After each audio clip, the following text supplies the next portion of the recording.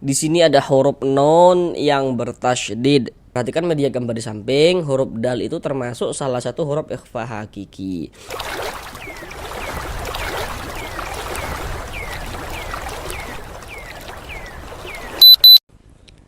Assalamualaikum warahmatullahi wabarakatuh.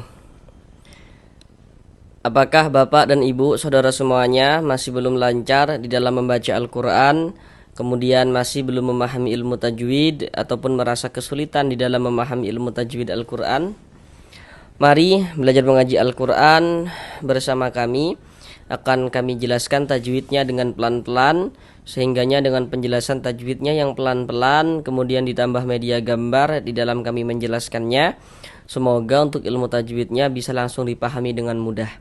Karena dengan kita mempelajari ilmu tajwid, kita memahaminya dan kita bisa menerapkan dengan sendirinya ketika membaca Al-Quran, maka tentu itu akan memperbaiki bacaan Al-Quran kita. Semoga bagi yang belum lancar bisa segera lancar di dalam membaca Al-Qur'annya. Selanjutnya kami tak henti-hentinya selalu mendoakan semoga Bapak dan Ibu saudara semuanya senantiasa dimudahkan oleh Allah Subhanahu wa taala dalam berusaha untuk memahami ilmu tajwid, dalam berusaha untuk memperbaiki dan juga untuk melancarkan bacaan Al-Qur'annya.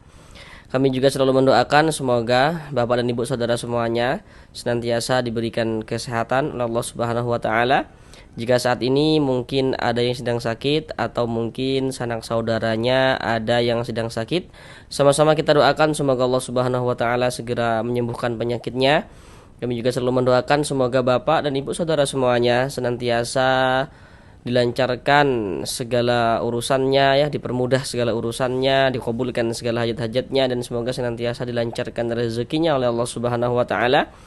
Semoga senantiasa diberikan rezeki yang berlimpah dan barokah, sehingga dengan rezeki yang berlimpah dan barokah tersebut semoga bisa menjadi seorang ahli sedekah dan nantinya bisa beribadah umrah dan haji ke tanah suci Mekah.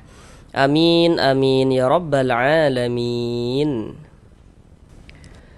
Selanjutnya, bagi Bapak dan Ibu saudara semuanya yang masih belum lancar dalam membaca Al-Quran, untuk latihan di rumah supaya bisa mempercepat lancar dalam membaca Al-Qurannya, cobalah beli Al-Quran yang kami pegang ini. Untuk pembeliannya bisa melalui video yang kami buat ini, karena produknya telah kami cantumkan di dalam video ini. Jadi isi di dalam Al-Qurannya seperti yang Bapak lihat ya pada media gambar itu. Jadi ini dilengkapi dengan dua tulisan Arabnya Bapak Ibu.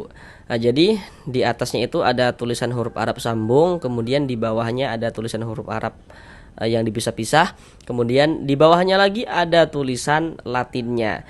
Jadi nanti bagi yang belum lancar ketika membaca Al-Quran dia, kita baca dulu tulisan huruf Arab sambungnya.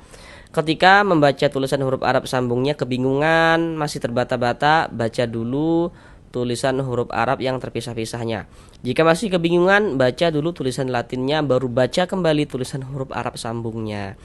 Maka dengan kita latihan semacam itu ya, rajin-rajin latihan semacam itu, insya Allah akan lebih mempercepat agar kita bisa segera lancar di dalam membaca Al-Qur'annya. Kemudian juga di dalam video ini juga telah kami cantumkan ya beberapa buku-buku tajwid. Jadi minimal di rumah kita adalah gitu pegangan buku tajwid, supaya nanti ketika kita lupa dengan apa yang telah kita pelajari, kita bisa buru-buru membuka dan mengingatnya kembali seperti itu. Baik, langsung kita mulai belajar mengaji Al-Qur'annya. Kita lanjutkan kembali belajar mengaji Al-Qur'an.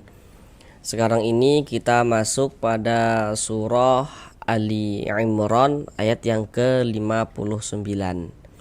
Pada surah Ali Imran ayat yang ke-59 ini akan kita bagi menjadi dua bagian supaya durasi videonya tidak terlalu lama. Karena di sini kami berusaha menjelaskan tajwidnya itu dengan pelan-pelan. Jadi targetnya itu semoga bisa langsung dipahami ilmu tajwidnya. Sekarang kita masuk pada bagian yang pertama. Pada bagian yang pertama ini kita akan belajar dari sini sampai selesai sini. Sekarang mari kita baca bersama-sama terlebih dahulu dengan pelan-pelan. A'udzu billahi minasyaitonir rajim.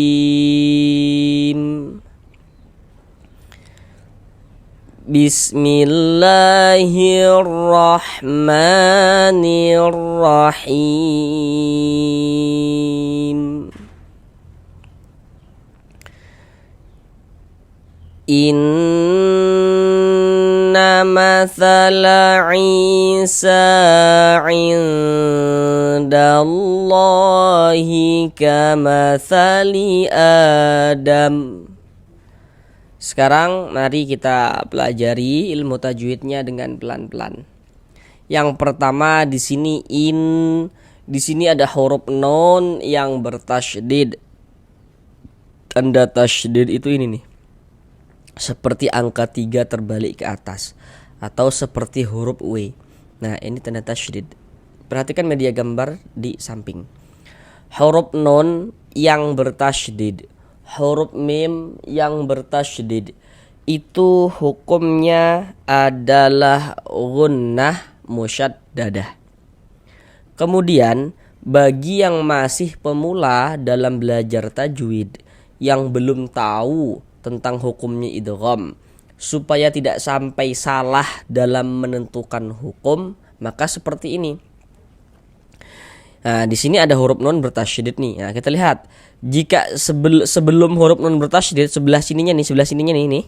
Nah, di sini enggak ada, di sini huruf nun sukun, di sini enggak ada, di sini tanwin, maka berarti huruf nun yang bertasydidnya ini hukumnya gunnah musyaddadah. Nah, cara membacanya kita gunnahkan atau kita dengungkan. Jadi di bagian in itu suaranya itu kita tahan, kita panjangkan sejenak. In. Nah, kita tahan seperti itu, kita panjangkan. In. Nanya pendek ya, di sini huruf nanya pendek. Jangan dibaca inna, salah ya. Nanya pendek, innya yang kita gunnahkan itu. Inna mathala Isa.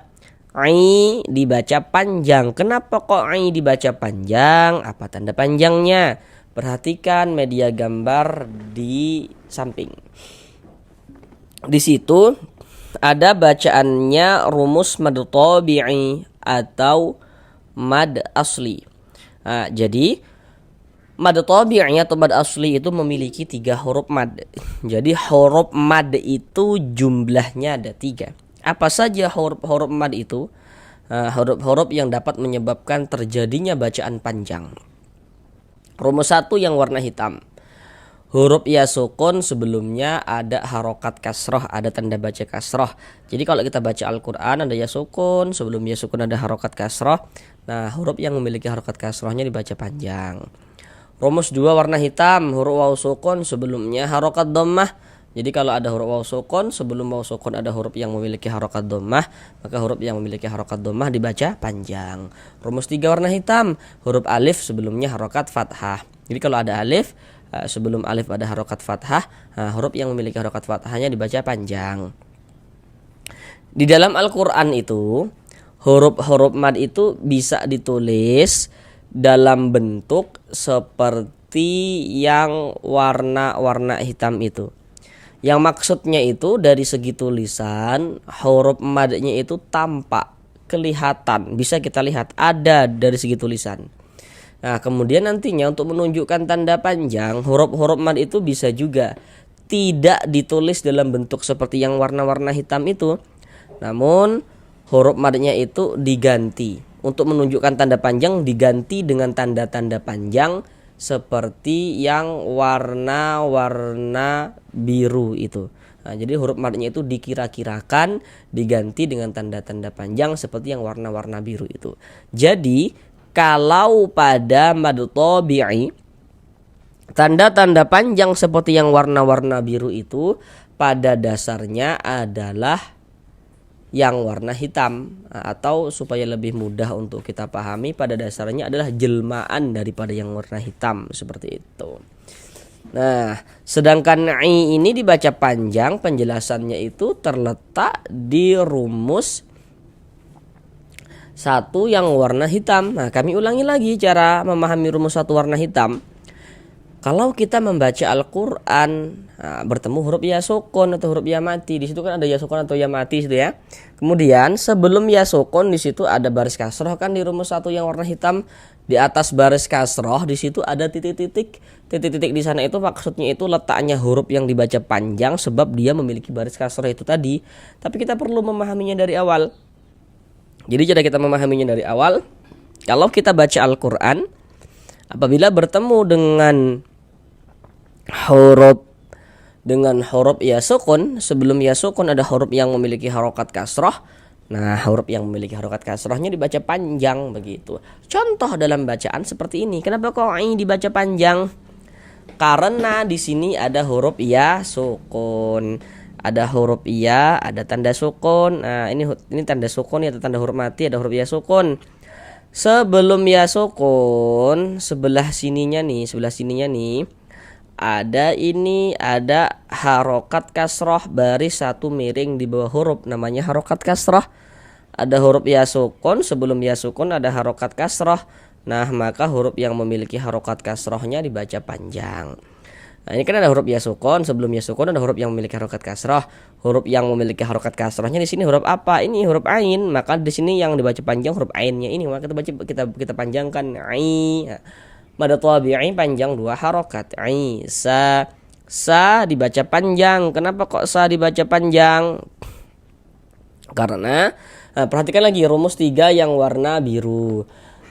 Pada dasarnya rumus 3 yang warna biru itu adalah jelmaan daripada rumus 3 yang warna hitam. Kenapa kok sa dibaca panjang? Tanda panjangnya sa apa? Nah, ini karena di atas huruf sa ada tanda ini, ada tanda harokat fathah berdiri yang berbentuk alif kecil seperti ini.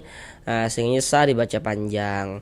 Mad tabi'i panjangnya 2 harokat. Isa, sesuai dengan rumus 3. Isa indallah. Di sini ada huruf nun sukun, setelahnya huruf dal. Nah, perhatikan media gambar di samping. Di situ ada bacaannya nun sukun, kemudian di situ juga ada, kita lihat bahwasanya di situ ada tanwin. Tanda baca tanwin bentuknya itu ada 3. Nomor 1 baris 2 di atas huruf fathatain namanya. Baris 2. Nomor 2 baris 2 di bawah huruf kasrotain namanya. Dan yang satunya lagi yang nomor 3 itu dhammatain. Jadi begini, kalau kita membaca Al-Quran setiap, nah ingat ya kalimatnya itu setiap.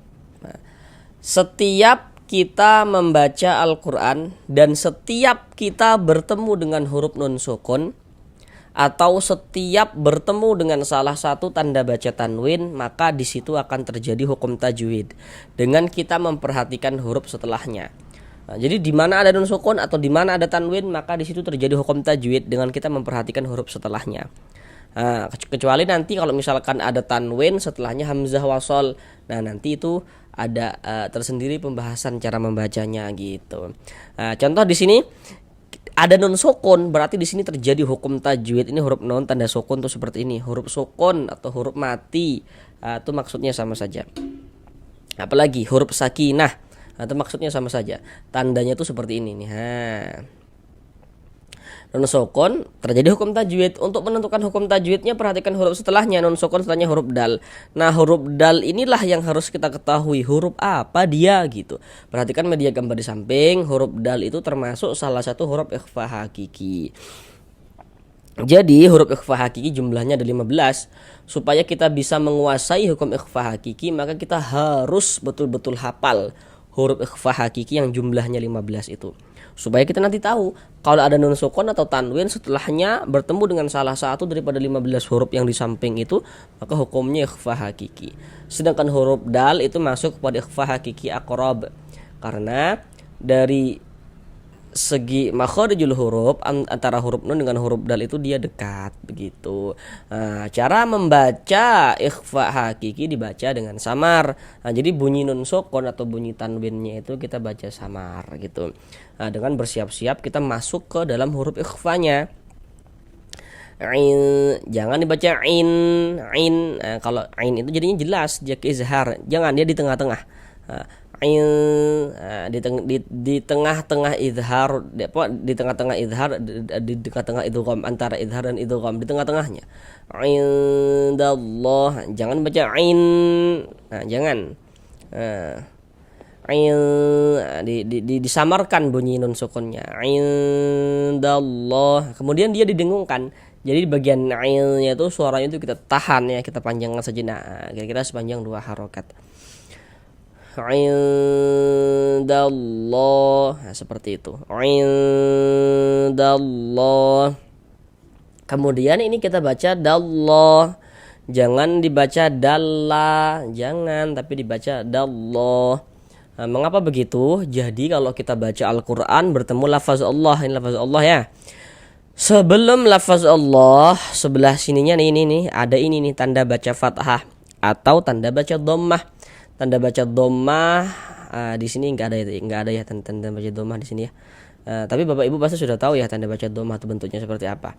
Nah, jadi kalau ada lafaz Allah sebelumnya ada harokat fathah seperti ini atau harokat dhammah, cuman di sini yang kita temui harokat fathah nih, maka lafaz Allahnya dibaca tebal, dibaca tafkhim. Huruf lam jalalahnya tuh ya, huruf lam yang di tengahnya nih, lamnya lafaz Allah nih, kita baca tebal, kita baca tafkhim sehingga kita baca indallah. Jangan dibaca dalla, jangan, tapi dallah ditebalkan, dibaca tafkhim. Kemudian di sini ada alif lam, setelahnya huruf lam. Perhatikan media gambar di samping. Kalau ada huruf alif lam bertemu dengan salah satu daripada 14 huruf yang di samping itu, maka hukumnya alif lam syamsiyah. Huruf lam termasuk salah satu huruf syamsiyah kan? Maka di sini alif lam bertemu dengan huruf lam nih, dikarenakan huruf lam ini huruf syamsiyah, maka ini hukumnya alif lam syamsiyah.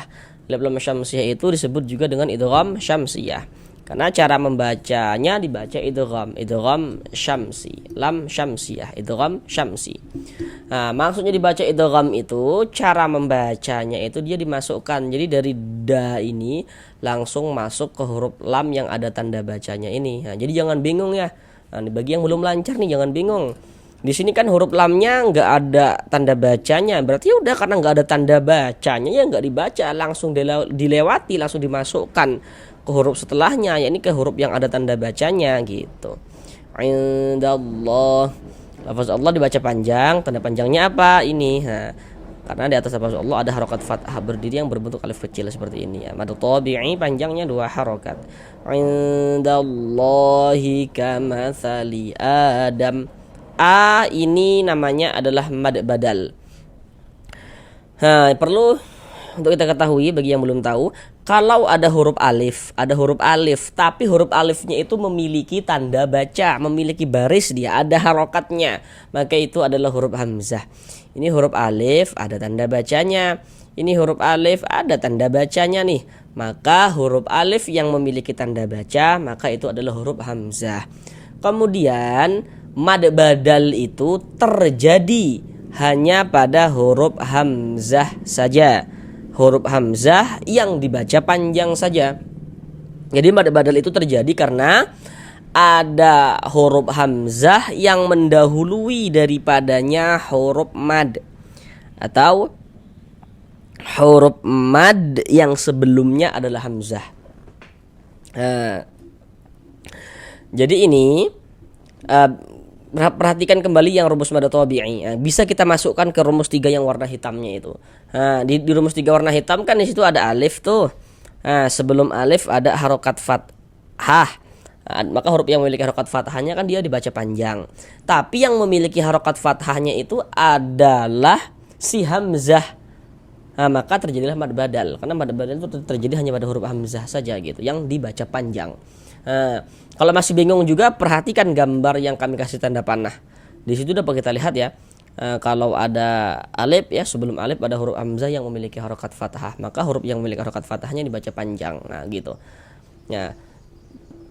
Ini kan harokat fathah berdiri yang berbentuk alif kecil seperti ini, maka dikira-kirakan bahwasanya di sini ada alif. Tapi sebelum alif ada huruf yang memiliki harokat fathah, dan huruf yang memiliki harokat fathahnya adalah huruf hamzah, maka terjadi mad badal.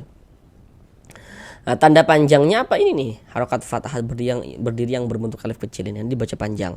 Tapi karena yang ini yang dipanjangkan adalah huruf hamzah, maka dia terjadi mad badal seperti itu.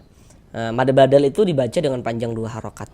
Pembahasan tentang mad badal ini secara lengkap sudah kami buatkan tersendiri videonya. Silakan lihat di bagian playlist video begitu. Nah, jadi yang terpenting kita sudah tahu dulu nih huruf nih, kalau di atasnya ada tanda seperti ini dibaca panjang. Kalau tanda panjang yang berbentuk alif kecil seperti ini terjadi pada huruf hamzah, yaitu mad badal kayak gitu. Nah, kemudian di sini Adam, ini kita baca Adam, jangan dibaca Adama. Adama baru berhenti, jangan, tapi kita baca Adam. Mengapa kok huruf memnya kita sukunkan, kita matikan? Jadi kalau kita baca Al-Quran, kemudian kita itu berwakaf, berhenti kita di huruf yang tidak dibaca panjang, hurufnya kita sukunkan. Ini kita baca Al-Quran, berhenti kita di huruf mim, berwakaf kita di huruf mim. Untuk di sini huruf mim tidak dibaca panjang, karena berhenti di huruf yang tidak dibaca panjang, maka hurufnya kita sukunkan, kita matikan sehingga kita baca Adam. Seperti itu. Kemudian di sini ada tanda waqaf, bentuknya itu qaf dengan lam yang bermakna al-waqfu aula. Jadi maksudnya itu berwakaf itu lebih utama. Jadi kalau menemukan tanda wakaf seperti ini, maka yang lebih utama itu kita berwakaf dulu, berhenti dulu, kita ambil napas, baru lanjutkan lagi bacanya. Itu lebih utama. Sekarang mari kita ulang bersama-sama sekali lagi dari awal. Inna mathala Isa indallahi kamathali Adam. Sampai di sini belajar mengaji Al-Qur'annya. Sampai bertemu di pembelajaran yang berikutnya. Assalamualaikum warahmatullahi wabarakatuh.